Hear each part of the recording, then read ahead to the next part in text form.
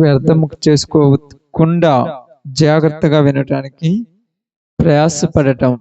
ఈ సమయాన్ని బట్టి బైబిల్ గ్రంథంలో నుంచి ఒక మంచి మాటను చదువుకొని ప్రార్థన చేసుకొని ముందుకు సాగుదాం. మీరందరూ కూడా లూకాసు వార్త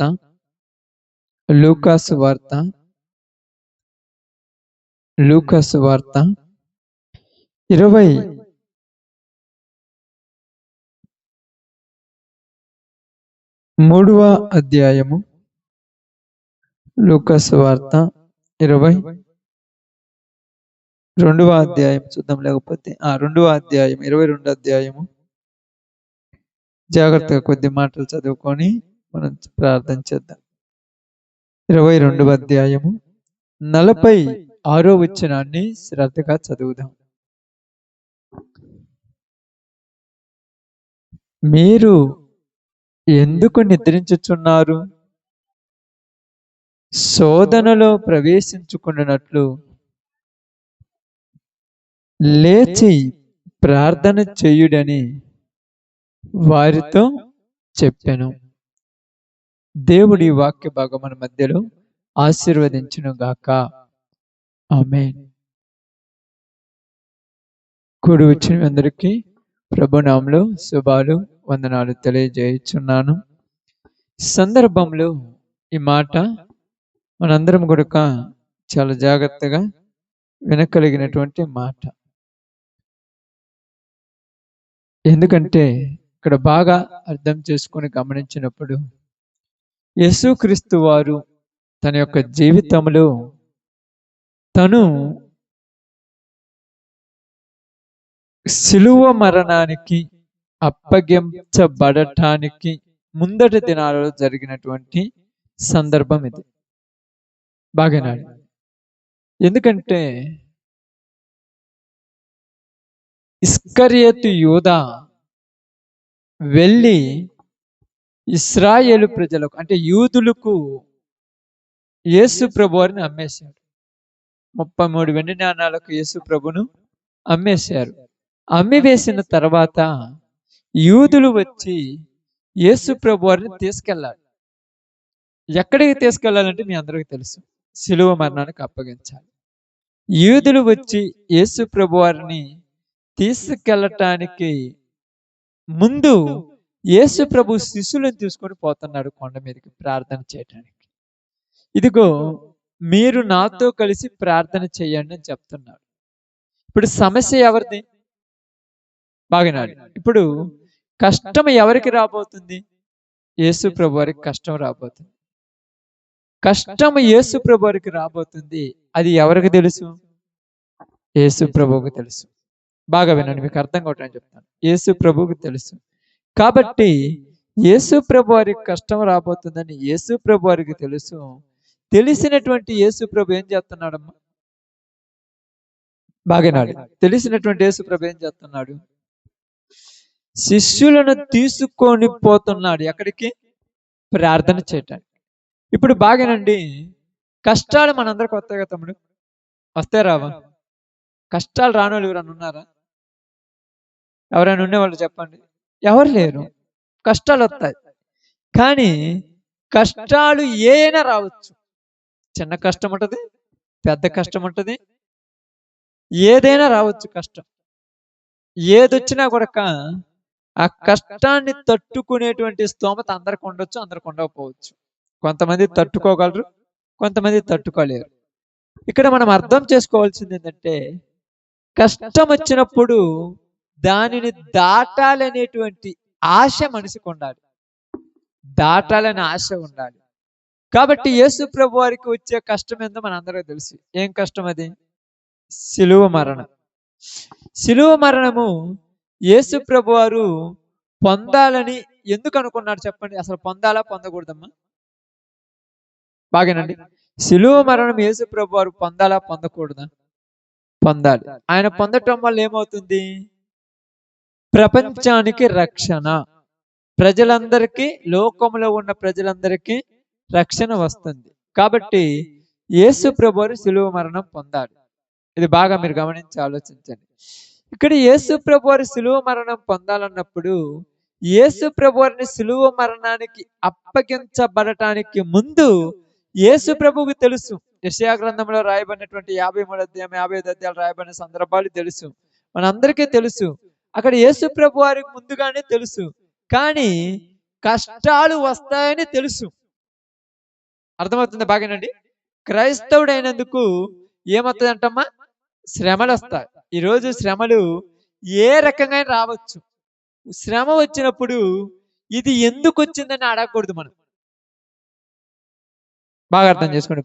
బైబిల్ చదవాలి. మీరు బైబిల్ చదివినప్పుడు అర్థమవుతుంది. శ్రమ వచ్చినప్పుడు ఎందుకు వచ్చిందని అడగవచ్చా? అడగకూడదు. ఎందుకు అడగకూడదు? ఎందుకు అడగకూడదమ్మా? ఇప్పుడు తమ్ముడు బాగా అర్థం చేసుకో. కష్టాలు మీ కుటుంబాల కష్టాలు వస్తాయి చిన్న చిన్న. వచ్చిన వెంటనే మనం ప్రార్థన ఏం చేస్తామంటే, ఎందుకు ప్రభా నాకే ఈ కష్టాలు వస్తున్నాయి అంట. ఎందుకు వచ్చినాయి అని ఆయన అడగకూడదు. మనం అంతే. ఎందుకు అడగకూడదు అంటే, ఇర్మియా గ్రంథంలో ఇర్మియా ప్రవక్త మాట్లాడతాడు, కుమ్మరిని మట్టి అంటే కుండ ప్రశ్నిస్తుందా, నన్ను ఎందుకు ఇలా చేసావని? కుమ్మరికి నచ్చినట్టుగా చేస్తాడు. ఒక్కోసారి దాన్ని ఏం చేస్తామంటే అరమరలో పెట్టుకుంటాము, మరోసారి తీసుకెళ్లి బాత్రూంలో పెట్టేస్తాం కొండను. అరమరలో పెట్టినప్పుడు ఏమో కొండ గొప్పగా ఉంటది, బాత్రూంలో పెట్టినప్పుడు నన్ను ఎందుకు తయారు చేసేవని అని అంతదా? కాబట్టి నీకు మాకు బైబిల్ చెప్తున్న మాట ఏంటంటే, ఒక్కొక్కసారి మనకు అన్ని సజావుగా సాగిపోతుంటాయి, కుటుంబంలో కానీ జీవితంలో కానీ మనం చేసే పనిలో కానీ. ఒక్కొక్కసారి ఇబ్బందులు వచ్చినప్పుడు ఎందుకు వచ్చాయని మనం అడగకూడదు. ఎందుకు వచ్చాయని అడగొచ్చా? అప్పుడు మనం వేసే క్వశ్చన్ ఏంది? మనం వేసే ప్రశ్న ఏం వేసుకుంటాం చెప్పండి అమ్మా? కష్టాలు ఒకటి, మంచిది, సంతోషం, ఇంకా ఏం ప్రశ్న వేసుకుంటాం? ఎవరిక్కడ ఎవరి గురించి మాట్లాడుతున్నాం? ఇక్కడ యేసు ప్రభువు గురించి మాట్లాడుతున్నాము. ఇప్పుడు ఎవరెక్కడ? మన గురించి మాట్లాడుతున్నాం. కష్టాలు లోకంలో వాళ్ళకు వచ్చినట్టే సహజమే. దేవునిలో ఉన్నావు కదా తమ్ముడు, ఎంత ప్రార్థన చేసుకుంటావు నీకు తెలుసు కదా. తిండి తిప్పల మానుకొని దేవుని కోసమే ప్రయాసపడుతున్న జీవితమే కదా అనేది. నిజంగా చెప్పాలి, నువ్వైనా మేమైనా ఎన్నో ఇబ్బందులు లోకంలో ఎంతో మంది అనుకుంటున్నా కూడా, ఎన్ని సమస్యలు వస్తున్నా కూడా, ఎంతమంది అనుకుంటున్నా కూడా ప్రార్థనకు పోతూ ప్రార్థనలో ఉంటున్నాగా. మరి కష్టాలు ఇంత ప్రార్థన చేస్తున్నా కష్టాలు ఎందుకు వస్తాయని మనం అడగకూడదు అంట. ఎందుకు అడగకూడదు? ఇక్కడ మనం వేసే క్వశ్చన్ ఏంటి, మనం వేసే ప్రశ్న ఏం వేసుకుంటామంటే, కష్టములు రాగానే మనం ఏమనుకుంటాం చెప్పండి? ఒకటి, ఇంకా ఆలోచించండి, నేను ఏమి తప్పు చేశానో నాకు ఇలా వచ్చింది అంటే మనకేమి గుర్తొస్తుంది అంటే, నేను తప్పు చేసామని గుర్తొస్తుంది. ఇప్పుడు యేసు ప్రభువుకి కష్టం వచ్చింది. యేసు ప్రభువు ఏం తప్పు చేశాడు? మరి ఆయనకి ఎందుకు వచ్చింది?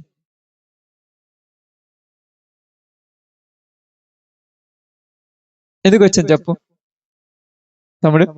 ఈరోజు నిజంగా అంటే ఈ సంఘంలో శ్రమ దినాలు జరుపుకుంటున్నారు కదా, మీరు ప్రార్థన కూడా బాగా చేస్తున్నారు, చూస్తున్నారు కదా, ఎంత బాగా చేస్తున్నారు కదా. శ్రమ దినాలు జరుపుతాను అంటే, నేను శ్రమ దినాలు మేమైతే పాటించాయని మాకు వాటి గురించి చెప్పను, కానీ అది అది పాయింట్ కాదు. కానీ శ్రమ దినాలు జరుపుకుంటారు కదా, యేసు ప్రభువు శ్రమ దినాలు ఎందుకు వచ్చి అసలు ఎప్పుడైనా ఆలోచించారా? ఎప్పుడైనా ఆలోచించారా? ఎందుకు ఆలోచించలేదు? కూర్చున్నప్పుడు ఎందుకు ఆలోచించలేదమ్మా? శ్రమలు అని యేసు ప్రభుకి ఎందుకు వచ్చాయి? మన కోసం శ్రమలు పడకుండా చేయొచ్చుగా. ఇప్పుడు కరెక్టే, బైబిల్ నేనైతే అంటే మీ అందరితో నాకు సంబంధం లేదు, నేను చదువుకునేటప్పుడు బైబిల్ను చాలా బాగా చదువుకుంటాను. ఎక్కువ సమయం చదువుకుంటాను, తక్కువ సమయము నేను పక్క పనుల గురించి పడుచుకుంటాను. అందుకే ఎక్కువ పడుచుకోను. ఎక్కువ సమయం బైబిల్ చదవడం ప్రయాసపడ. బయటకు పోయిననుకో ఈ యొక్క సెల్ తీసుకొని పోతాను, ఆటో కానీ బైక్ తీసుకొని వెళ్ళిపోయిననుకో, పొద్దున పోతే సాయంత్రం దాకా వస్తాను. అమ్మాయి అంటుంది, ఎప్పుడు నీకు బయట ఉన్నట్టు ఏం పని ఉండదు మనకు బయట. ఇంట్లో ఏం పని ఉంటుంది? ఇంట్లో ఏం పని లేదు. బయట ఏం పని ఉంటుంది? బయట ఏం పని లేదు. పని లేకుండా ఎందుకున్నామంటే ఏదో ఒక పనిలో ఉంటాము. అర్థమవుతుందా? ఇప్పుడు మీరు ఉదాహరణకు ఊరికి ఎందుకు పోతారంటే ఊరికి ఊరు పోతారమ్మా. ఇప్పుడు మీ ఇళ్ళలో ఉంటారు కదా, మీరైనా ఊరకు పోతామమ్మా. ఏదో పని ఉంటేనే పోతాం, పని లేకుండా పోరుగా. ఆ పని ఏంటంటే అది మీకు ఇష్టమైన పని మీరు చేస్తారు. ఎవరికి నచ్చింది వాళ్ళు చేస్తారు. కాబట్టి ఇక్కడ బాగా గమనించి ఆలోచించండి. యేసు ప్రభు వారి గురించి నేను ఈరోజు మాట్లాడుతున్నాను. శ్రమ దినాలు, శ్రమలు. ఎన్ని రోజులు శ్రమలు యేసు ప్రభు వారు పడింది? ఎన్ని రోజులు పడ్డారు తమ్ముడు?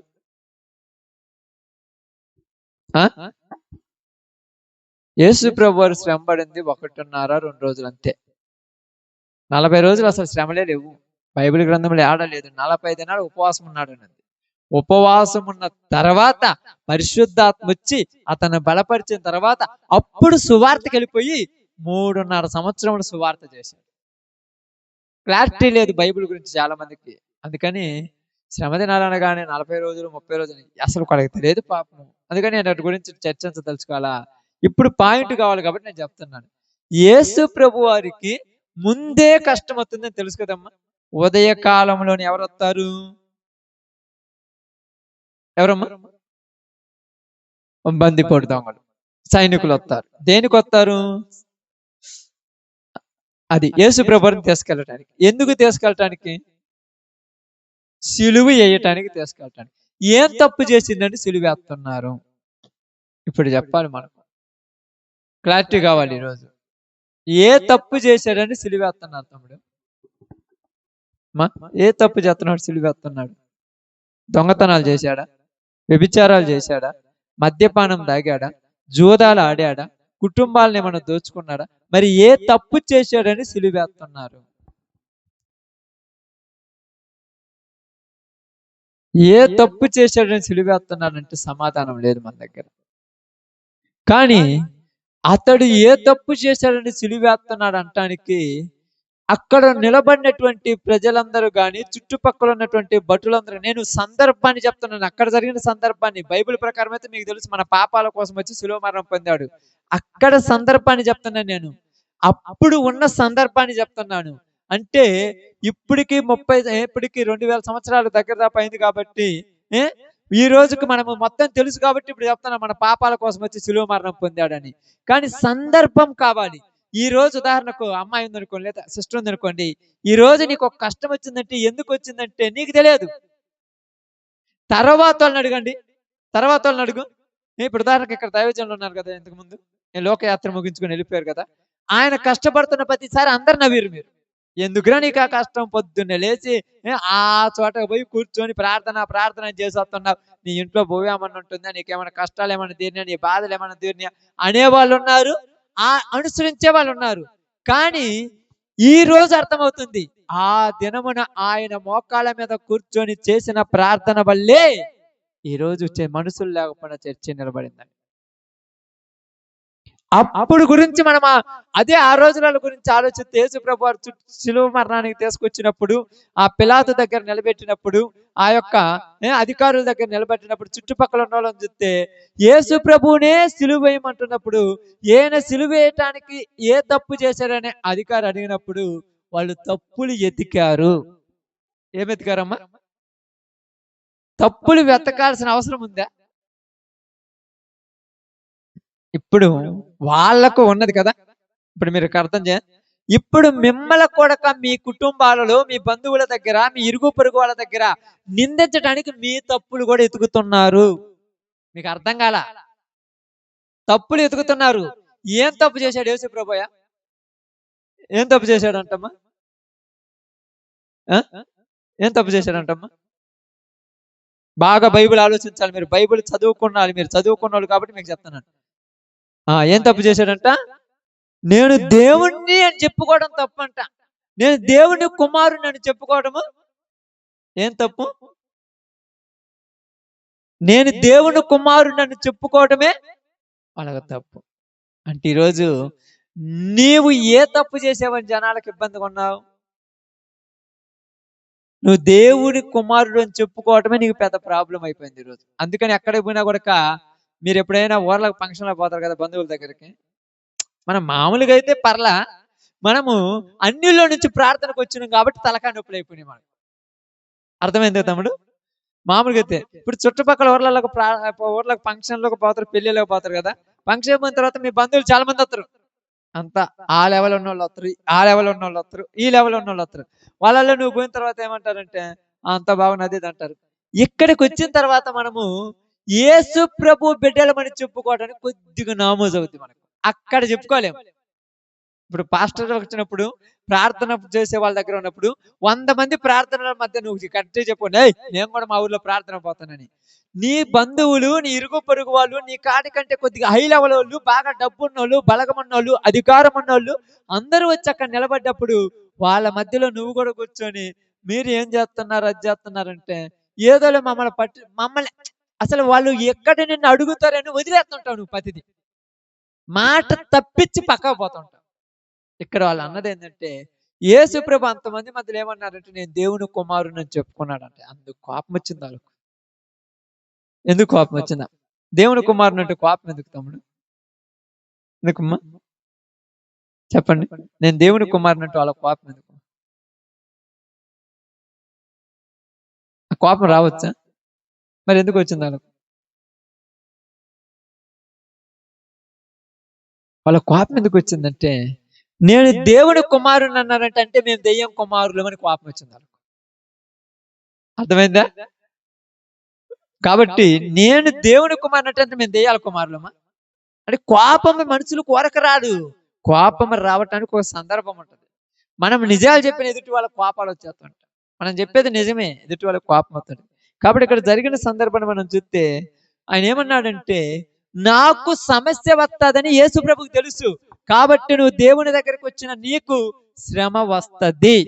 అది నువ్వు ఎన్ని చెప్పినా ఎంత చేసినా కష్టాలు వస్తాయి. 4-5 రోజుల నుంచి మేము ఏదో ఇబ్బందులు వెళ్ళిపోతున్నాము. ఇక్కడ కూర్చున్న ప్రతి ఒక్కళ్ళకు వారానికో 2 వారాలకో నెలకో 2 నెలలకో ఒకసారి ఇంట్లో కానీ వీధిలో కానీ చుట్టుపక్కల కానీ మామూలు సమస్య రాదు. ఆ సమస్య బయటికి చెప్పుకోలేము, లోపల ఉండలేము. ఆ సమస్య ఎలా ఉంటుందో తెలుసా? అందుకని మీకు అర్థం కావటానికి ఆ పాయింట్ తేవటానికి నేను ఇప్పుడు చదివిస్తున్నాను. చూడండి, అదే లూకా సువార్త 22వ అధ్యాయము 53వ వచనం ఒకసారి చదవండి. నేను అనుదినము మీ చెంత దేవాలయములో ఉన్నప్పుడు మీరు నన్ను పట్టుకొనలేదు. అయితే ఇది మీ గడియయు అంధకార సంబంధమైన అధికారమును అనెను. అంటే ఇప్పుడు యేసు ప్రభు మీదకి వచ్చారమ్మ వాళ్ళు పట్టుకోవడానికి. రోజు ఎక్కడ ఉంటున్నాడు యేసు ప్రభు? దేవాలయములో వాళ్ళ మధ్యలోనే, వాళ్ళ చుట్టే వాళ్ళలోనే ఉన్నాడు. ఇప్పుడు ఏమనిలా, ఇప్పుడు యేసు ప్రభు వారు ఎక్కడో ప్రాంతంలోనికి వెళ్ళి ప్రార్థన చేసుకుంటుంటే ఇప్పుడు పట్టుకొని వచ్చారు యేసు ప్రభు వారు. ఇప్పుడు అంటే నేను అనుదినము మీ మధ్యలో ఉన్నప్పుడు అప్పుడు నన్ను పట్టుకోలేదు, ఇప్పుడు ఎందుకు పట్టుకుంటున్నారని డౌట్ వచ్చింది. యేసు ప్రభు అడిగారు. వెంటనే వాళ్ళకి తెలియదు ఎందుకు పట్టుకుంటున్నారు, వాళ్ళకి తెలుసా? తెలియక వెంటనే ఏమనుకున్నారు, మేలకొని ఉంటే నేనే చెప్తున్నాను సమాధానం విని. ఇది ఏంటంటే చూడండి, అక్కడ ఏం చదివిండమ్మా, ఇది మీ గడియ. మీ గడియ అంటే ఏంది? మీ టైం. అప్పుడప్పుడు చూడండి, మనం కూడా అంట ఏదో ఒక రోజు నాకు టైం వస్తుంది కదా. ఇది నీ టైం. నీ టైం ఉన్నప్పుడు నేను మామూలుగా ఉండాలి అంతే. నీ టైం నడుస్తున్నప్పుడు నేనేం చేయాలి? సైలెంట్గా ఉండాలి.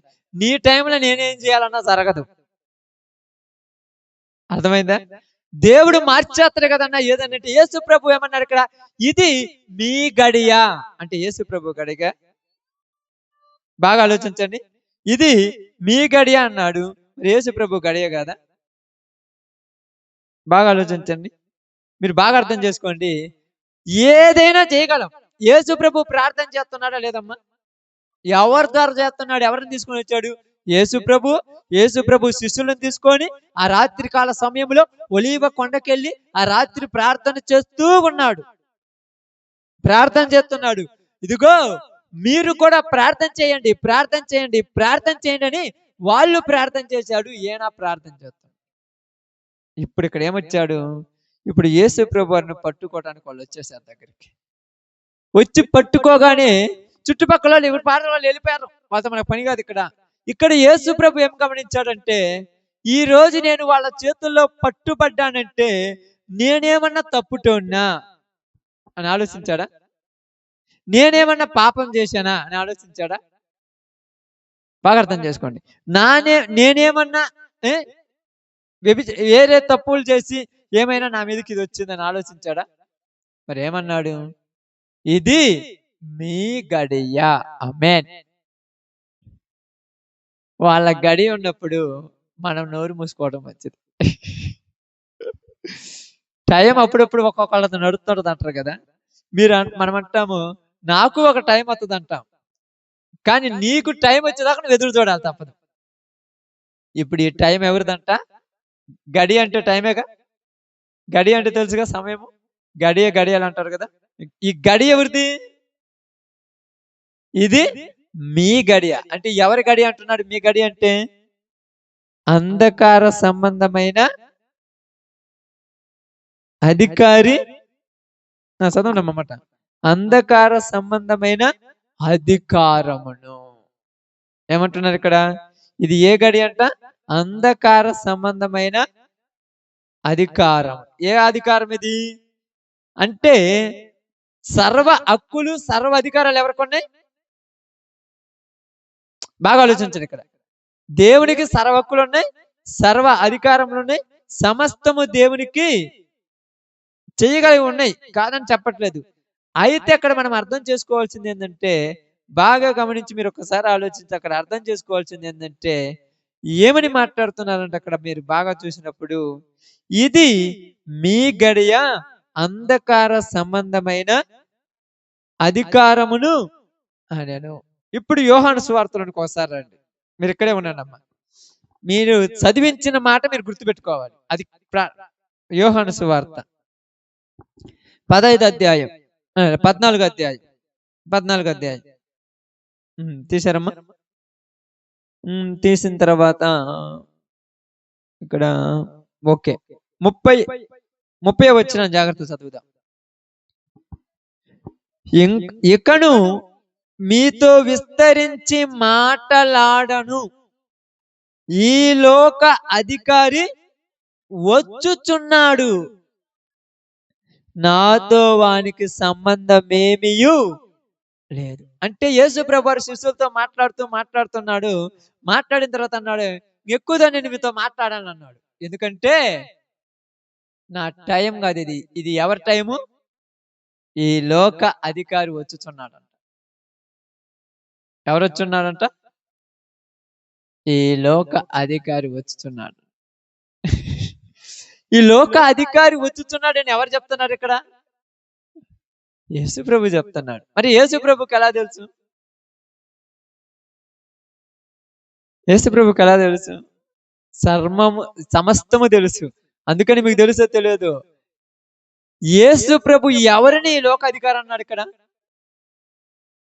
బాగా అర్థం చేసుకోవాలి.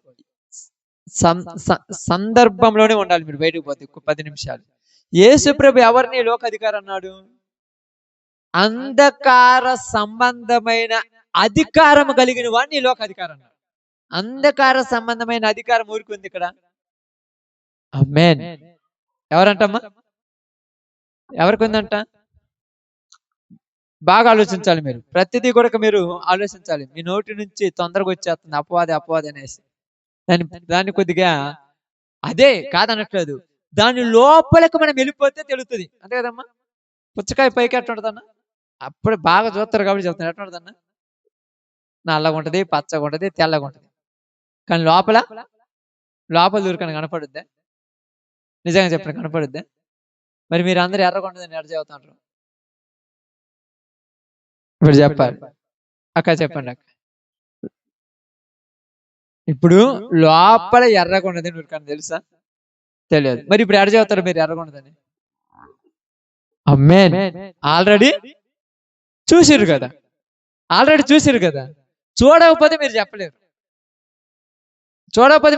ఇప్పుడు ఇందాక మనం వచ్చింది డ్రాగన్ ఫ్రూట్స్ అని వచ్చాయి. అంతకుముందు అది తెలియదు మనకు. పైకి చూస్తే ఎర్రగా ఉంటాయి, లోపల ఎట్లా తెలియదు. అప్పుడు వాళ్ళు ఎట్లా లోపల అనేది తెలియదు. దాన్ని కోసిన తర్వాత తెలిసింది లోపల ఎర్రగాను నల్ల నల్ల విత్తనాలు కానీ తెల్ల కానీ చిన్న చిన్న ఆవాల విత్తనాలు ఉంటే అప్పుడు అర్థమైంది. అంతకుముందు చూస్తే ఇదేంది ఎట్టుంది లోపల అనిపిస్తుంది. అప్పుడప్పుడు యూట్యూబ్లో కానీ కాయలు చూస్తుంటారు, లోపల ఎట్టుందో మనకు తెలియదు. ఇక్కడ లోపల ఎర్రగొన్నదని నీకు ఎప్పుడు తెలుసు? దాన్ని ఒకసారి తిన్నావు కాబట్టి. యేసు ప్రభు వారికి కూడా ఈ అంధకార సంబంధమైన అధికారమైన ఆయనకి ఎలా తెలుసు? ఇప్పుడు చెప్పాలి, ఎలా తెలుసు? ఒకసారి చూసిందా? ఒకసారి శోధించబడ్డా? ఇప్పుడు ప్రత్యేకంగా అన్నకు గాని తమ్ముడికి గాని తీసుకొచ్చి పుచ్చకాయ లోపల ఎట్టుందంటే ఎర్రగుందని చెప్పినప్పుడు ఎవరు సప్పట్లు కొట్టరు, ఇంకా కొడతారా? అబ్బా భలే చెప్పావు, కరెక్ట్ చెప్పావు, గుడ్ అని చెప్తారా? సప్పట్లు కొడతారా? అందరూ తెలుసు నువ్వు చెప్పేది ఏంటంటారు. అర్థమైందా? యేసు ప్రభు వారికి కూడా అంధకార సంబంధమైన అధికారి వచ్చుచున్నాడు. ఎలా తెలుసు అంటే ఆల్రెడీ యేసు ప్రభు వారికి మొత్తము తెలుసు కనుక పరలోకములు బాగనండి, పరలోకములు అపవాది పర్మిషన్ తీసుకొని వచ్చినప్పుడు యేసు ప్రభు వారికి తెలుసు అది వస్తుంది ఈ టైంలో అని. అందుకే ఏమన్నాడు తెలుసా బైబిల్ గ్రంథంలో? అల్పాయు ఒమేగాయు, ఆదియు అంతమునై ఉన్నవాడను అన్నాడు. ఆయనకు ఆది తెలుసు, అర్థమవుతుందా? ముందు తెలుసు, వెనక తెలుసు, జరుగుతున్నది తెలుసు, జరగబోయేది తెలుసు, జరిగింది తెలుసు. కానీ మనకేం తెలుసు? జరిగింది తెలుసు, జరుగుతున్నది తెలుసు, జరగబోయేది తెలియదు. యేసు ప్రభువుకి అంతా తెలుసు. అందుకన్నాడు, ఇప్పుడు మీరందరూ నన్ను తప్పుటోళ్ళు అంటారు, ఎందుకంటే ఇప్పుడు అధికారం ఆడిది. ఎవరిది అధికారము? అపవాది గాడిది. వాడు వచ్చాడు, వాడు వచ్చి మిమ్మల్ని అందరిని లాక్కపోతాడు. ఇప్పుడు వాడు వచ్చినప్పుడు ఇప్పుడు జనాలు ఏమంటారు తెలుసా? ఏందమ్మా ప్రార్థనకు రాలేదంటే, ప్రార్థనకు రాలేదు అని అన్నగానే ప్రార్థనకు వచ్చేటువంటి మీ అక్కోళ్ళు మీ చెల్లెళ్ళు ఏమంటారు చెప్పండి అయ్యా? ఏమంటారు అక్క? ప్రార్థనకు వస్తారు కదా, నమ్ముకుని ఉన్నారు కదా, ఇక్కడ చెవి నమ్ముకుని ఉన్నారు కదా. ప్రార్థనకు వచ్చేటువంటి మీ అక్కోళ్ళు మీ తమ్ముళ్ళు మీ చెల్లెళ్ళు ఏమంటారు చెప్పండి? ఏమంటారు? ఇంకా చెప్పండి, ఏమంటారు? వచ్చేటువంటి వాళ్ళు కొత్త వాళ్ళకి కాదు నేను చెప్పేది, ఆల్రెడీ ప్రార్థనకి వచ్చే వాళ్ళు ఉంటారు కదా, చాలా మంది ఉంటారు కదా. చాలా మంది ఉంటారు నాకు తెలుసు. ఏంది ఈరోజు ప్రార్థనకు రాలేదు అంటే ఏమంటారు వాళ్ళు? ఇప్పుడు చెప్పండి.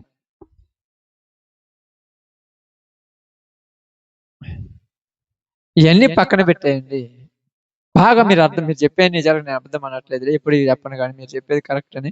వాళ్ళు ఏమంటారంటే మేము వేరే వాటిలో ఇరక్కపోయామంటారు. అది పని అయినా కానీ, అది ఫంక్షన్ అయినా కానీ, అది ఇంట్లో పని అయినా కానీ, అది బయట పని అయినా కానీ, అది కడుపుల నొప్పి అయినా కానీ, కాలు నొప్పి అయినా కానీ, నడుము నొప్పి, ఇరక్కపోయామంటారు. ఇరికిచ్చింది ఎవరు? ఈ లోక అధికారి గారు. 1000 రూపాయలు చూపెడితే నువ్వు ఆగినవి ఇప్పుడు అన్నమ్మా? 1000 రూపాయలు చూపెడితే ఆగిరు మీరు చెప్పండి? మీరు అనొచ్చు, మేమెందుకు ఆగమన్నా, ప్రార్థన కంటే మాకేది ఎక్కువ కాదని. నోటి మాట వేరు, 1000 రూపాయలు కనపడ్డప్పుడు ప్రార్థన మనకు గుర్తులేదు. ఆ టైంలో అధికారం ఊరిదది, వాడిది. ఇప్పుడు అట్టనే కదా అందరం లాక్కపోయింది, అంతకుమించి ఏమైనా ఎక్కువ లాక్కుండా 500 1000 రూపాయలు పని అని అదేని ఇదని లాక్కొని పోయాడు. లాక్కొని బయటకు పోయిన తర్వాత మళ్ళీ లోపల రావడం కష్టమా కాదు చెప్పు? ఎంత కష్టం చెప్పండి? ఎంత కష్టమా అన్నా? ఎంత కష్టం అన్నా? బయటికి పోయిన లోపలికి రావడం ఎంత కష్టం చెప్పండి? ఎంత కష్టం అంటే ఈరోజు ప్రార్థన జరుగుతుందని తెలిసి కూడా ఏం పోదాంలని నిర్లక్ష్యంగా కూర్చున్నావు చూడు, అంత కష్టం. ఒక తపన, ఒక ఆవేదన, ఒక ఆశ, ఒక ఆ ఉద్రేకము, దేవుని సన్నిధిలోనికి వెళ్ళి నేను ఆయన సన్నిధిలో మోకరించి ప్రార్థనలు చేసి పాటలు పాడి ఆయన దీవెనలో పొందుకోవాలనే ఆశ నీలో చచ్చిపోయినంత కష్టం. మరి ఎంత ఈజీ చెప్పమంటావు లోకంలో? ఒకప్పుడు పని పోదామంటే ఎవరు చేస్తారా ఈ పని అనే నువ్వు పని కోసం పరుగులు తీస్తున్నంత ఈజీ లోకం. 3 గంటలకి ఏ రోజన్నా లేసావా మామూలుగా ఉన్నప్పుడు? ఇప్పుడు 2ంటికే లేచి కూర్చుంటున్నావంటే అధికారం వాడిది, నిన్ను ఎప్పుడేం లేపుతాడంతే.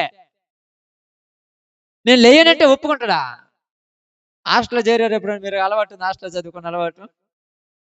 హాస్టల్లో చదివిన అలవాటు వరకు లేదు కదా మీకు. హాస్టల్ ఎలా ఉంటుందంటే పొద్దున్నే బెల్లు కొడతారు. నేను బెల్లు కొట్టినామంటే అందరు లేస్తారు, కొంతమంది లేయరు. లేయని వాళ్ళను వార్డెన్ వచ్చి ఏం చేస్తారు తెలుసు? అక్కడ ఉండేటువంటి వార్డెన్ కానీ లేకపోతే అక్కడ ఉండేటువంటి చూసుకునేటువంటి వ్యక్తి, ఈ యొక్క గవర్నమెంట్ హాస్టల్ గురించి నేను మాట్లాడట్లా, నేను చదువుకున్న హాస్టల్ గురించి మాట్లాడతాను. డైరెక్ట్గా వచ్చి ఒక్క చెంబు నీళ్ళు తీసుకొని వచ్చి శుభ్రంగా ముఖం మీద పోతాడు. అప్పుడు కూడా లేకపోతే కాలుతో దంతాడు. నన్ను 4-5 సార్లు అన్నాడు కాబట్టి చెప్తాను. ఎక్కువ లేయనమాట, ఇబ్బంది, కష్టం. పొద్దున్నే లేయాలంటే కష్టం కదా, 5ంటికి లేయాలంటారు. లేచినమ్మట లేయొచ్చు.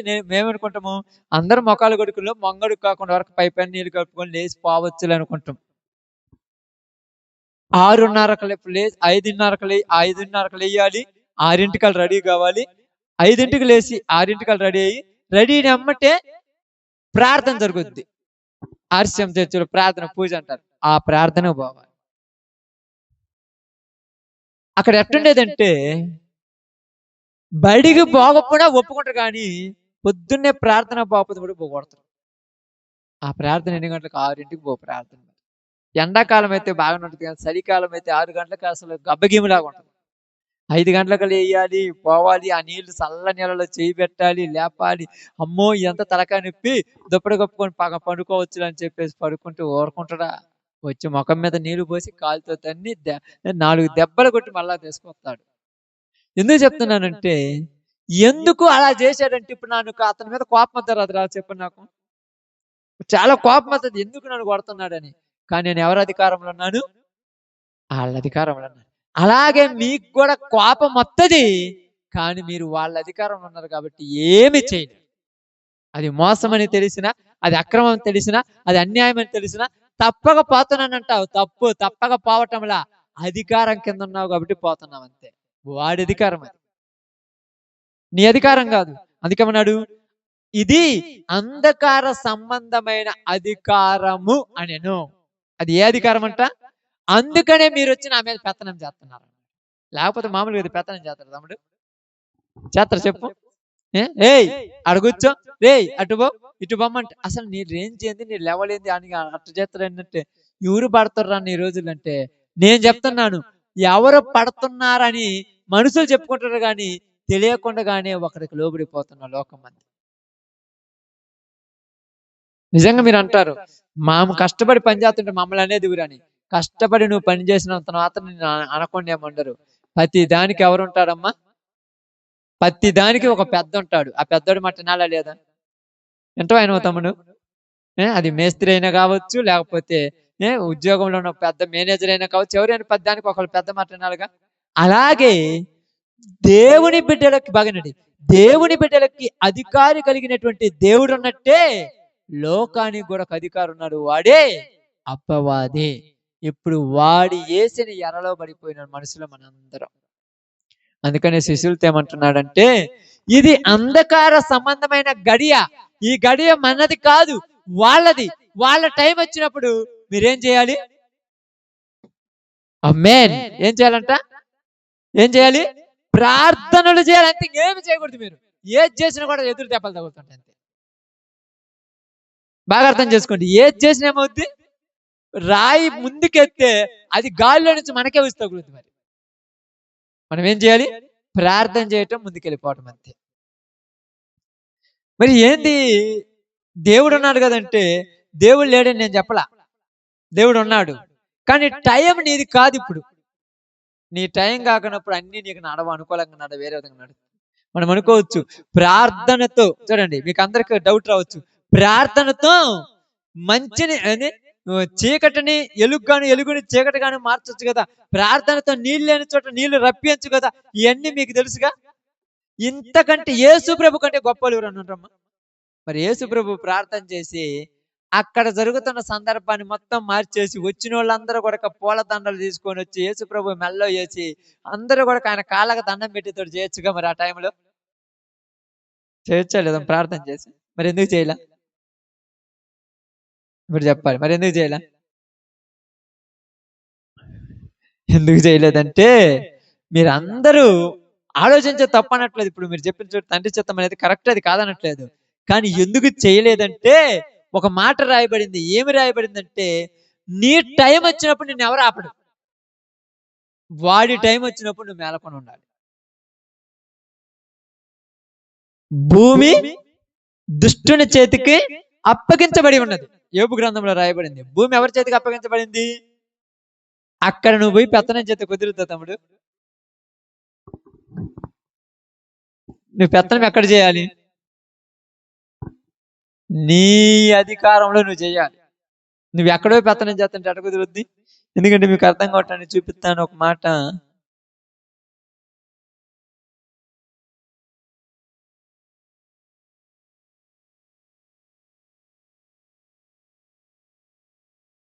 అదే 22 అధ్యాయం అనుకుంటాను, చూద్దాం.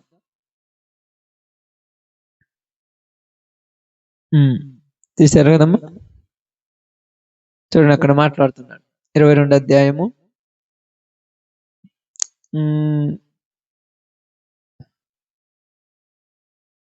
52 వచనం.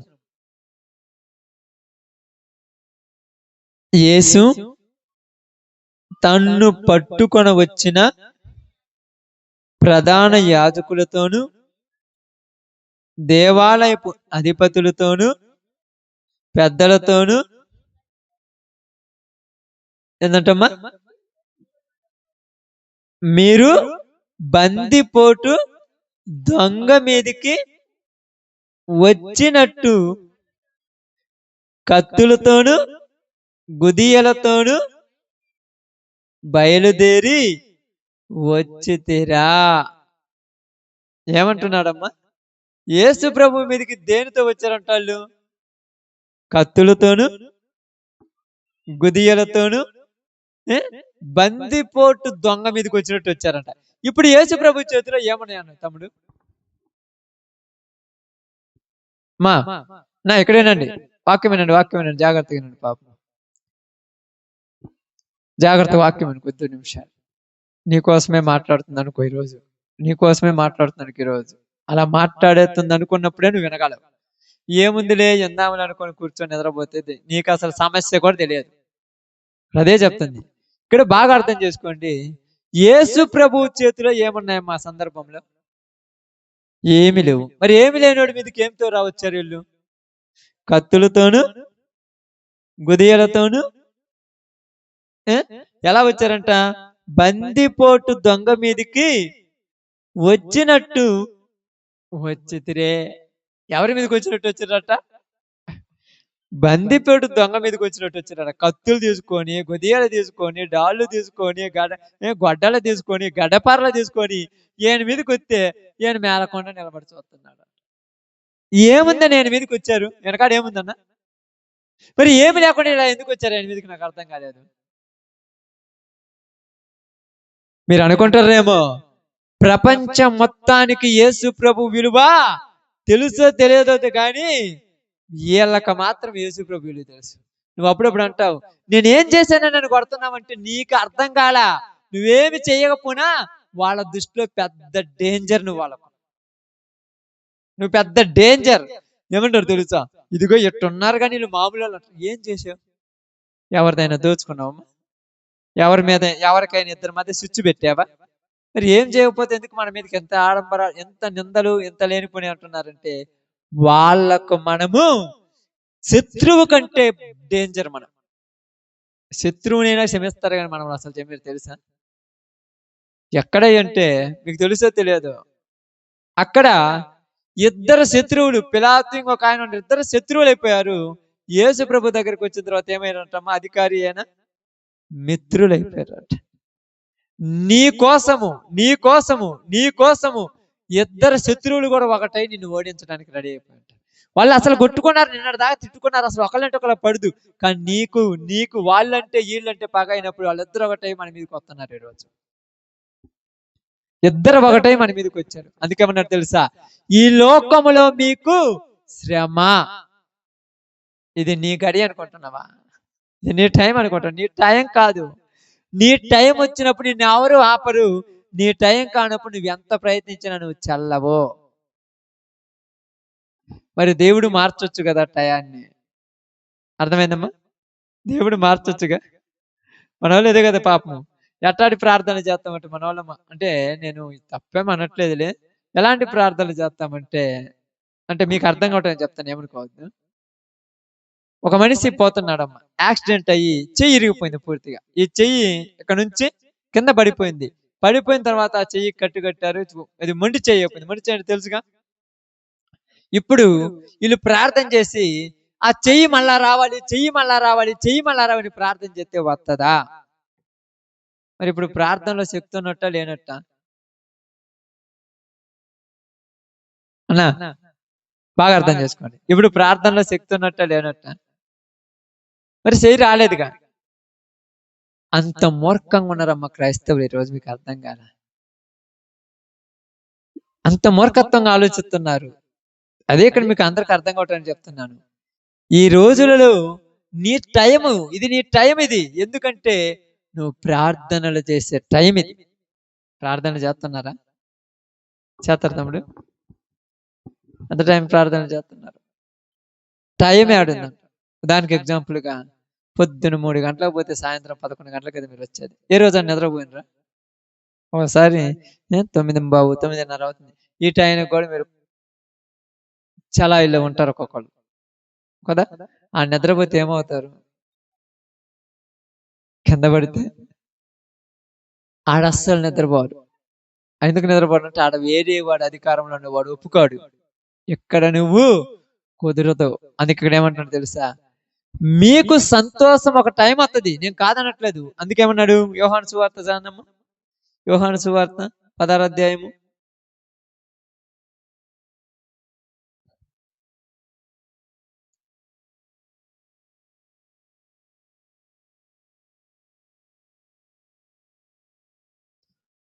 చూడండి, అధ్యాయము 19వ వచనం. జాగ్రత్త చదవండి అమ్మా. 19వ వచనం. వారు తన్ను గోడచుండిరని యేసు ఎరిగి వారితో ఇట్లనెను, కొంచెం కాలమైన తర్వాత మీరు నన్ను చూడరు, మరి కొంచెం కాలమునకు నన్ను చూచెదరని మీతో చెప్పిన మాటలను గురించి మీరు ఒకరితో ఒకడు ఆలోచించుకొనుచున్నారా? మీరు ఏడ్చుచున్నారు గాని, ఏమంటున్నారమ్మా?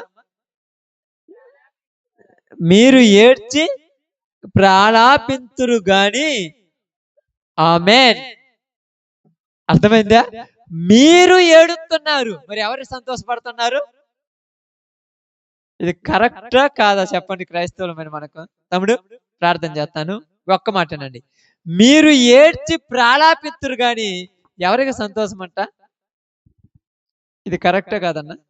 నువ్వేందో ఏడవటం ఏంది, లోకం సంతోషించడం ఏంది? కాబట్టి కింది మాట కూడా చదువు, కింద కన్క్లూజన్ కూడా చదువు. మీరు దుఃఖింతురు గాని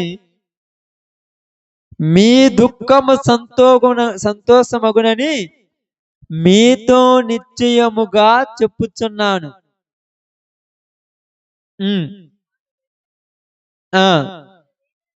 22 చదువులమ్మ. అటువలే మీరును ఇప్పుడు దుఃఖపడుచున్నారు కానీ మిమ్మల్ని మరలా చూచెదను, అప్పుడు మీ హృదయము సంతోషించును, మీ సంతోషము ఎవడును మీ వద్ద నుండి తీసివేయడు. అంటే ఈ రోజు నువ్వు సంతోషపడితే రేపు ఇంకొక రోజు లాక్కొని పోతాడు. నవ్వు ఎన్ని రోజులు ఉంటాయి మీకు? 2 రోజులు నవ్వుతే 4 రోజులు ఏడవాలి. కానీ తాత్కాలికమైన నవ్వు కోసం ఏడుస్తున్నాం జనాలు ఇప్పుడు. అర్థమైందా? తాత్కాలికమైన నవ్వే కావాలి. ఏదైనా కష్టం వచ్చిందనుకో, కష్టాలు నాకే అనే ఇంక ఊరికి లేవు అన్నట్టు. సంతోషం 2 రోజులు వస్తుంది, తర్వాత మళ్ళా. అందుకన్నారు, మీరు ఇప్పుడు ఏడ్చుతున్నారు కానీ నేను మీతో ఏం చెప్తున్నానంటే శాశ్వత కాలమైనటువంటి సంతోషం నీకు ఇవ్వాలనుకుంటున్నాను అంటున్నా. ఏ సంతోషం అంట? అప్పుడు ఆ సంతోషాన్ని నీ యొద్ద నుంచి ఎవడు, ఏ సంతోషం అది? దేవుడిచ్చే సంతోషం. ఇప్పుడు మనం సంతోషాన్ని తెచ్చుకున్నాం అనుకో, మన వద్ద నుంచి తీసేస్తారు. ఏం సంతోషం అది? మనం తెచ్చుకున్న సంతోషాలు ఏంటి అమ్మా చెప్పాలి. ఇప్పుడు చెప్పేస్తే నేను ప్రార్థన చేస్తాను, టైం కూడా మాకు కూడా టైం అయిపోయింది.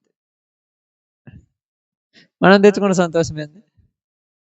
క్లారిటీ చెప్పేయమంటావా? ఏమనుకోవద్దు, క్లారిటీ చెప్పేయమంట. దేవుని దగ్గరికి వచ్చిన తర్వాత, బాగున్న తర్వాత, అమ్మయ్య బంగారం లాంటి బిడ్డ పుట్టాడు, నాకు ఇది సంతోషం చాలు అంటావు. 4 రోజులకే దెయ్యంగాడు వచ్చి దొంగను తయారు చేస్తాడు. ఎందుకు పుట్టారా ఈడంట. అర్థమైందా? శాశ్వత కాలం ఉంటుంది నీ సంతోషము. కొత్తగా 3 రోజులు 4 రోజుల తర్వాత అబ్బాయిని చూసుకుంటా, అమ్మాయిని చూసుకుంటారు. అబ్బా నాకు మంచి భార్య దొరికింది, నాకు మంచి భర్త దొరికాడని 2 రోజులు సంతోషపడతారు. ఇప్పుడు భర్త భార్యకు దుఃఖపడుతుంది, భార్య వాళ్ళ భర్తకు దుఃఖపడుతుంది. నీ సంతోషం ఊరొకరు దొంగిచ్చేస్తుందా? అయితే దేవుడిచ్చే సంతోషం శాశ్వత కాలం ఉండే సంతోషం. మనం తీసుకునే సంతోషం 4 రోజులు, అంతే కదమ్మా. మేము ఎగ్జామ్ లో పాస్ అయిన మనకో అబ్బా సంతోషపడతాం, ఉద్యోగం రాలేదని ఏడుస్తాం. బాగా ఆలోచించండి. దేవుడు శాశ్వత కాలమైన సంతోషం ఇస్తానన్నాడు. అందుకనే శిష్యులతో చెప్తున్నాడు, మీరు శోధనలో ప్రవేశించుకున్నట్లు మెలకువగా ఉండి ప్రార్థన చేయండి. లేదు ప్రభా మేము యుద్ధం చేద్దామంటారంటే యుద్ధం చేసే టైం ఇది కాదు. అది గుర్తుపెట్టుకోవాలి క్రైస్తవులు ఈరోజు. ఏం చేసే టైం కాదు ఇది. మరి ఏం చేసే టైం అమ్మా? మరి ప్రార్థన చేస్తారా, యుద్ధం చేస్తారా? యుద్ధం చేశారనుకో మీరేమవరు తమ్ముడు? ఏం పాపం ఇబ్బందిగా ఉంటుందా? యుద్ధం చేస్తే ఏం గారంట? ఏం గారమ్మా? గెలవరు, ఓడిపోతారు. ఇప్పుడు ఓడిపోయినప్పుడు ఎవరిని తప్పుడు వాళ్ళు మాత్రం చెప్పండి మీరు, అంతే కదమ్మా. రోజు ఉపవాసం అంటే ప్రార్థన చేస్తున్నా, రోజు ప్రార్థనలో ఉన్నా, ఏంది నాకు దేవుడు ఏంది మేలు చేయలేదంటే నువ్వు ఓడిపోతావు. యుద్ధం చేస్తే ప్రార్థన చేసి ఓపికతో ఉంటే గెలుస్తావు. మరి యుద్ధాలు చేయాలా, ఓపికతో ప్రార్థన చేయాలా? ఎందుకు యుద్ధం చేస్తే ఓడిపోతామంటే మీకు ఇది కూడా చెప్పకపోతే బాగుంటుంది కాబట్టి, యుద్ధంలో నువ్వు వాడేది ఏంటిది? కత్తి. యుద్ధంలో పోతే కత్తి వాడాలి లేదన్నా? నీకు కత్తి అలవాటు ఉందా లేదా? నీకు కత్తి అలవాటు ఉందా లేదా?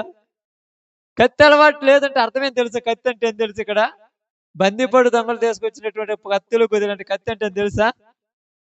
నీకు యుద్ధం చేయాలంటే బూతు మాటలు రావాలి, అబద్ధాలు రావాలి, దొంగతనాలు రావాలి. ఆడ ఏమి లేకపోయినా అబద్ధాలు చెబుతూనే ఉండాలి. లేనిపోని అన్ని కాయించి చెప్పాలి. ఇవన్నీ నీకు ఏడొస్తాయి? వస్తాయా? మళ్ళీ ఎన్ని నేర్చుకొని మళ్ళా చేసావంటే ఇప్పుడు నువ్వే బిడ్డవైపోతావు, లోకం బిడ్డవైపోతావు. నువ్వే దేవుని బిడ్డవవుతావు. అందుకని ఇక్కడ అన్నాడు, మీరు యుద్ధం చేయాలి కాబట్టి యుద్ధం చేస్తే వాళ్ళతో మీరు గెలవలేరు. యుద్ధం చేస్తే గెలవలేరు, నిజంగా చెప్తున్నాను. మరి ఎలా గెలవగలమంటే ప్రార్థన చేయండి అన్నాడు. ఈ టైంలో ఏం చేయాలమ్మా? ప్రార్థన చేస్తారా? నిజంగా చెప్పండి, ప్రార్థన చేస్తారమ్మా? చేస్తారా? మనం ఏం చేద్దాం తెలుసా? ప్రార్థన చేస్తాం, యుద్ధం చేస్తాం. 2 చేస్తే ఎట్లా కుదురుద్దామా? ఒకటి చేయాలి. ప్రార్థన చేస్తున్నావు, యుద్ధం చేస్తున్నావు. ప్రార్థన చేస్తున్నావు, వాడు యుద్ధం చేస్తున్నావు. ఉపయోగం ఉందా? అందుకని మీరు శోధనలో ప్రవేశించుకున్నట్లు మెలకువ. ఏ వైపు నుంచి నీ మీదకి శోధనలు వస్తాయి నీకు తెలియదు. ఇటువైపు నుంచి బాగుంది అనుకునే వెనక నుంచి వచ్చి పడుతుంది ఇంతలా పెద్ద రాయి. అమ్మో అంతా బాగుంది, కుటుంబం బాగుందంటే పొలం నుంచి వచ్చి పడితే ఒక పెద్ద రాయి. అయ్యో పొలం అంతా బాగా పండిందంటే కుటుంబంలో లేనిపోని గందరగోళం గజిబిజిలు అయిపోతాయి. అంతా బాగుందంటే బంధువుల దగ్గర నుంచి ఒక డేంజర్ వచ్చి నెత్తిన పడుతుంది. ఇవన్నీ టెన్షన్లలో నువ్వే ఆడగలుగుతావు వాళ్ళతోటి. మరి ఏం చేయాలనంటే సైలెంట్గా ఉండి ప్రార్థన చేయాలంతే. ఏం చేయాల్సిన పని లేదు, ప్రార్థన చేయాలి. ప్రార్థన చేస్తే లోకం ఏమంటది? యేసుప్రభుని ఏమన్నది? ఏమన్నా చెప్పండి. ఇంకా సందర్భం కావాలి మీకు. ఈ సందర్భం లోకంలో యేసుప్రభుని ఏమన్నది గుర్తు రాసుకోవాలి, కొంచెం గుర్తు తెచ్చుకోండి. యేసుప్రభుని ఏమన్నా చేతగానే ఉన్నప్పుడు ఏమన్నది? ప్రార్థన చేస్తూ ఉన్నప్పుడు, నిజముగా నువ్వు దేవుని కుమారుడు అయితే, నిజముగా నువ్వు దేవుని కుమార్తె అయితే నీ దేవుడు నీకు న్యాయం చేయాలగా అని అన్నదయ్యా. ఇప్పుడు చేసిందా చేయలేదా? న్యాయం చేసిందా చేయలేదా? ఇప్పుడు చెప్పాలి, చేసిందా చేయలేదా? చెయ్యలేదు. అందుకే బాధలు. ఎందుకు చేయలేదంటే నేను అందరిలాగా అంటారు పెద్దలు, చూడండి, 2 నిమిషాలు సంతోషం ఇచ్చి తీసేసే న్యాయం చేయను. నేను చేస్తే ఎవరు కూడా వచ్చి నేను కదిలేనంత న్యాయం చేసి పెడతాను అంతే. వీళ్ళు వచ్చారు అనుకో, అప్పుడప్పుడు కొంతమంది వస్తారు, జడ్జి న్యాయం చెప్తే రేపు టైం ఎవరు పోతురు వాడు పొలం లేకంటారు. ఆడ న్యాయం వచ్చేది ఎడవతే మళ్ళా రేపు నుంచి పొలంలో పడతారు. కానీ దేవుడు అట్ట కాదు. నేను 2 రోజులు 3 రోజులు 4 రోజులు ఉండే న్యాయంగా తీర్చేది నేను ఒక్కసారి అది న్యాయం చెబితే ఇంకా నీది ఎవరు నేను కదిలేయరు. కానీ మనం దాని దాకా ఓపికతుంటామమ్మా? అప్పటిదాకా ఉంటామా లేదు చెప్పండి? తొందరగా కావాలి, తొందరపాటు వాళ్ళు ఏమైపోతాం, మళ్ళా ఇబ్బందులు వస్తాయి. అందుకని ఇక్కడ బైబిల్ చెప్తుంది యేసుప్రభు ఏమని తెలుసా? ఇప్పుడు మీరు దుఃఖపడతారు కానీ కొంచెం కాలమైన తర్వాత శాశ్వత కాల సంతోషం మీకు ఇస్తానన్నాడు. ఆమేన్. ఇప్పుడు మీకు నేను చెప్పిన ఒక చిన్న మాట ఏంటంటే, ఇప్పుడు నువ్వేదో ఓడిపోయావని బాధపడాల్సిన పని లేదు. నువ్వు ఓడిపోయావా? ఎవరు చెప్పారు ఓడిపోయారని? ఎవరు చెప్పారమ్మా? ఎవరు చెప్పారు ఓడిపోయారని? చెప్పు. ఎవరు చెప్పలా, నువ్వు అనుకున్నావంతే. కానీ అందుకే ఈరోజు నేను బలపరచడానికి దేవుడు మాట్లాడాడు. ఏమన్నాడు తెలుసా? ఈ గడియ వాడిది. ఆమేన్. అదే కదా అక్కడ రాయబడింది. ఈ గడియ అన్నట్టు ఇది మీ గడి, అది వాళ్ళ టైం. వాళ్ళ టైంలో నువ్వు ఏం చేస్తావు నాకు అర్థం కాదా? వాళ్ళ టైంలో నువ్వు ఏమైనా చేయగలవా? ఏవి చేసినా కూడా నీకు ఎదురు దెబ్బలే. మరి ఏం చేయాలి? సైలెంట్గా ఉండి ప్రార్థన చేయాలి. మరి ఎప్పుడంటే నీ టైం ఇస్తాడు దేవుడు. ఆ టైంను ఎవరికి పోదు, అది నీదే. మనం ఏమనుకుంటామంటే అప్పుడప్పుడు పెద్దలు అన్నట్టుగా ఈ ఒక్క పూటకు అన్నం ఉంటే బాగుండు అనుకుంటాం. మనం చాలా గొప్పవాళ్ళం మనందరం. ఆకలి అయినప్పుడు అన్నం ఉంటే బాగుండు అనుకుంటాం. దేవుడు అట్ట చేయడమ్మా. దేవుడు ఏం చేయాలనుకుంటాడు? ఆకలైనప్పుడు అన్నం కాదు, నేనేం ఇవ్వాలనుకున్నంటే ఉద్యోగమే ఇవ్వాలనుకున్నాడు. ఉద్యోగం ముఖ్యమా, ఒక పూట అన్నం ముఖ్యమా? ఎందుకని? ఆమేన్. నువ్వు చచ్చేదాకా తినొచ్చు ఉద్యోగం అయితే. అది అన్నం అయితే ఆ పూట తినేసి మళ్ళీ మధ్యాహ్నం కూడా ఏడాది దిక్కు ఎదురుతాడు. దేవుడు మీకు చేయాలనుకున్న న్యాయం ఎట్టాడు తెలుసా? ఉద్యోగం లాంటిది. ఇంకెవరు తీసేయలేరు నీ దగ్గర నుంచి. అది ఎవడు నేను డిస్టర్బ్ చేయడు. ఎప్పుడు నీ కళ్ళలో నీళ్లు రావు. అలాంటి న్యాయం నీకు తీర్చాలని ఎదురు చూస్తుంటే ఎందుకు తొందరపడుతుంటే, దేవుడు నన్ను చూడలేదు, నా పక్షాలు లేదు, నేను కరెక్ట్గా లేదు, ఇవన్నీ ఎందుకు నీ టెన్షన్లు? నో టెన్షన్స్, అసలు ఏం పడద్దు. మరి ఎందుకు ఇలా జరుగుతుందంటే, అందుకే మీకు రిఫరెన్స్ చూపించాను. నేను మామూలుగా చెప్పుకుంటూ పోతే మీరు ఓకే అనుకుంటారేమో. రిఫరెన్స్ ఎందుకు చూపించానంటే ఏమని చెప్పారు అక్కడ? ఇది వాళ్ళ గడియ. ఇది ఊరు గడియ, వాళ్ళ గడియ, అది వాళ్ళ టైం. అప్పుడు నా టైం బాగలేనప్పుడు పెద్దలు, నేను టైం బాగలేనప్పుడు అట్టికైతే కూడా పల్లి ఇరిగిపోతాను. టైం బాగలేదు, మరి ఏం చేద్దాం? మరి నీ టైం ఎప్పుడంటే, నా టైం బాగున్నప్పుడు కొండను కొరికినా కూడా మెత్తగా పడిపోద్దాం. ఇది వాళ్ళ గడియ, మీ గడియ వస్తుందిగా, ఆ టైంలో మీరు గెలుస్తారు. మరి ఆ గడియలో మనం ఏం చేయాలి? ప్రార్థన చేస్తూ సాగిపోవాలి. ప్రార్థన ఇప్పుడు మీరు చెప్తాను నేను అన్నాం కదా, ఇన్ని ఇప్పుడు మన వెహికల్ తీసుకున్న తర్వాత 10-12 సంవత్సరం నెలలు ఒక్కరోజు ఇబ్బంది పడాలి. ఇప్పుడు ఎందుకు ఇబ్బందులు పడుతున్నాం? కొద్ది చిన్న ఇబ్బందులు వచ్చింది. మనం ఈ టైంలో చేయాల్సిన ప్రార్థనతో ముందుకు వెళ్ళిపోవాలి అంతే. ఏమైంది? ఇవన్నీ టెన్షన్స్ కాదు, ఇట్లా పట్టించుకొని మనకు ఏది చేయలేము. ఏదైనా చేస్తామమ్మా? మీ ఇంట్లో ఉన్నప్పుడు మీరు ప్రార్థనకు వచ్చారు, పాపం వీళ్ళు ప్రార్థనకు వచ్చే సిస్టర్స్, వీళ్ళల్లో వీళ్ళ టయాలు సంవత్సరానికి 8 నెలలు నడుస్తుంది, 10 నెలలు, 11 నెలలు నడుస్తాయి. ఒక్క 2 నెలలు వాళ్ళ టైం నడితే ఒప్పుకోరు మీరు. ఒక్క నెలే కదా వాళ్ళ టైం నడిచేది. నడవని ఆ టైంలో నువ్వేం చేయాలి? సైలెంట్ గా ఉండి ప్రార్థన చేయాలి. వాళ్ళ టైం ఏంటంటే, వాళ్ళు వచ్చి తిడుతుంటారు, అరుస్తుంటారు, ఏదేదో అంటుంటారు. అప్పుడు నువ్వు ఎదురు తిరిగావు అనుకో, దెబ్బలు తప్పితే ఏముండవు మనకు. అది నీ టైం కాదు. టైం కాని టైంలో పోతే బాగుంటుంది. ఇప్పుడు అమ్మాయి ఉంది, డిగ్రీ అయిపోయింది పాపం. ఇప్పుడు 10th క్లాస్ ఎగ్జామ్ జరుగుతుంది కదా తల్లి. నువ్వు పోయి పరీక్షలో కూర్చొని నేను రాస్తానంటే అటు కుదురుద్ది? గెట్ అవుట్ అండి, నెట్ గెంటేస్తారు. లేకపోతే ఏం కదా రాయమంటారా? నీ టైంలో నువ్వు 10th క్లాస్ రాయాలి, ఇంకొక టైంలో నువ్వు రాస్తానంటే. కాబట్టి ఇప్పుడు దేవుడు ఏం చెప్పాడో తెలుసా? ఈ టైము నీదైతే నువ్వు మేలు చెందుతావు, కానీ మళ్ళా కీడు రాదు నీ టైం వస్తే. దేవుడు నీకు టైం ఇస్తే చనిపోయి తిరిగి లేచిన తర్వాత ఇంకా ఎప్పటికీ యేసు ప్రభువు చనిపోనే. అలాగే నీ దుఃఖము పోయిన తర్వాత ఎల్లప్పుడూ నీకు వచ్చేది ఏంటిదన్నా? అన్నా, దుఃఖం పోయిన తర్వాత ఎల్లప్పుడూ వచ్చేది ఏంటిది? ఆ సంతోషం ఎవడు నీ నుంచి తీసేయడం. ఎవడు? అదే కదా రాయబడింది యోహాను సువార్త. మీరు చదివింది ఏంటంట? చదివమాట, మీ సంతోషమును ఎవడు మీ యొద్ద నుండి తీసివేయడు. ఆమేన్. నువ్వు తొందరపాటు తెచ్చుకుంటే ఇంకొకటి దేశం పోతాడు, కానీ దేవుడితే ఎవడు. అప్పుడప్పుడు మీకు అర్థం కావడం చేస్తారు, కౌలు పొలాలు అంటారుగా, వేసుకుంటే 2 సంవత్సరాలు 3 సంవత్సరాలు 4 సంవత్సరాలు వాడికి ఇవ్వద్దు. కాబట్టి నీ మీద అంటే బాగానండి, మన మీద మనస్ఫూర్తిగా మనమంటే మనస్ఫూర్తి లేనంత వరకు మనం ఎంత ప్రయాసపడ్డ మన దగ్గరికి రాదు ఏది కూడా కాదు.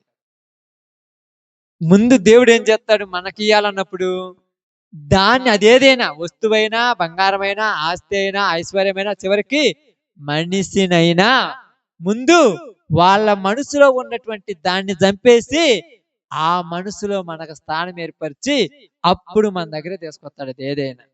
అప్పుడు మన నుంచి పోద్ది అది. మన కాడికి వచ్చింది మన నుంచి పోకుండా ఉండటానికి దేవుడు అన్ని తయారు చేసి పెట్టాడు. అందుకేమన్నాడు, మీ సంతోషం ఎవడు మీ నుండి తీసివేయడు. ఆమేన్. తీసివేయని సంతోషం కావాలా, తీసేసే సంతోషం కావాలన్న మనకు? తీసివేయండి కావాలి, తీసేసేది కావాలమ్మా. తీసేసేదంటే 4 రోజులు పదార్థంగా నవ్వుకుంటారు, 5వ రోజు మళ్ళీ ఏడతారు. అది తీసేసేది. ఎవరో వచ్చి పొలాలు పెడితే అంటే ఇప్పుడు నేను నా భార్య అనుకోండి, నా గురించి ఎవరో వచ్చి చెబితే నన్ను నమ్మింది అనుకోండి, అది తీసేసే సంతోషం. వాళ్ళ మాటలు నమ్మింది, నన్నేం ప్రేమించినట్టు.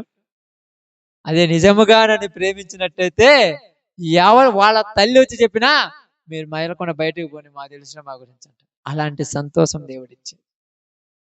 కాబట్టి శోధనలో ప్రవేశించుకున్నట్లు మెలకువగా ఉండేందుకు ప్రార్థన చేయాలంటే ఇది మన టైం కాదు. ఆ టైం కానప్పుడు ప్రార్థన చేయాలి. ఇంకేమి చేయకుండా ఏది చేసినా కూడా ఎదురు దెబ్బలే తగులుతాయి. మీరు అంటారు ఎందుకే, నేను మంచిగా చేస్తున్నా, నువ్వు మంచిగా నువ్వు అనుకుంటున్నావు, అది చెడుగా తగులుతుంది అంతే.